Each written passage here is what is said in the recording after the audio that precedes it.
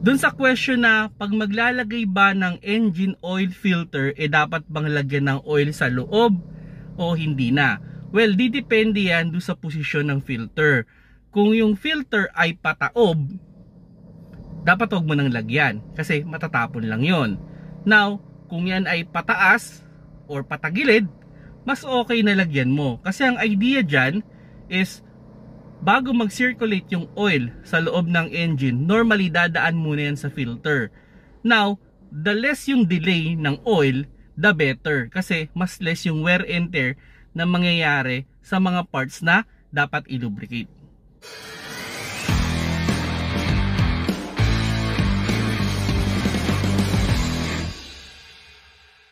Hello mga paps, I'm Kuya Shane. At yun, actually itong question na to, nakita ko lang to sa online.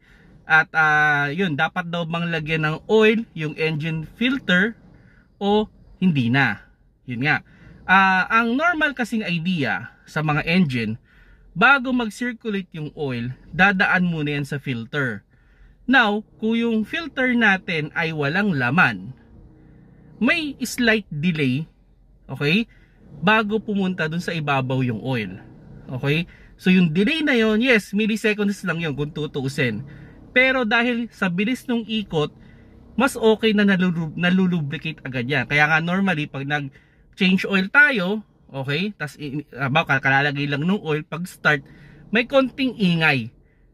A few seconds lang yon. Okay? Pag hindi natin nilagyan yung filter. Pero pag nilagyan natin yung filter, mas lessen yung seconds na yon. So ganun lang yung idea mga paps, no.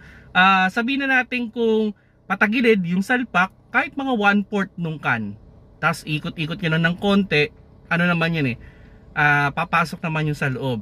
Pero kung yung pataas naman, kahit 1/2, okay yun mga paps, no. Para lang, ang idea lang dito, para ma-less lang natin yung delay ng pag-flow ng oil dun sa ibabaw ng engine. So sabi ko nga, the less yung delay, the better, di ba? Mas magiging maganda yan sa ating sasakyan. So syempre, yung filter na, pero depende pa rin ito sa filter kasi yung ibang filter kasi ng makina hindi naman yung parang nakalata. Yung ibang filter, yung mismong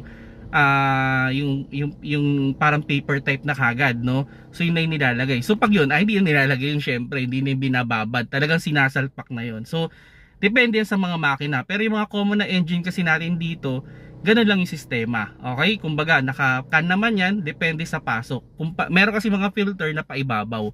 So, pag paibabaw, wala.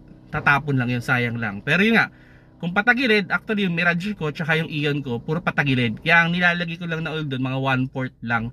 Tapos pagkalagay ko, iniikot-ikot ko ng konti para pumasok sa loob, bago ko isasalpak. Ngayon, dito sa BIOS, ginagawa ko, kinakalahati ko na. Pagkasalpak, wala naman natatapon. So, okay lang yun. Syempre, yung labi ng oil filter lalagyan natin para pag tinanggal natin mas madali at hindi rin kakapit dun sa mismong lagayan. So yun mga paps, no, sana nakakuha kayo ng konting idea with regards oil filter.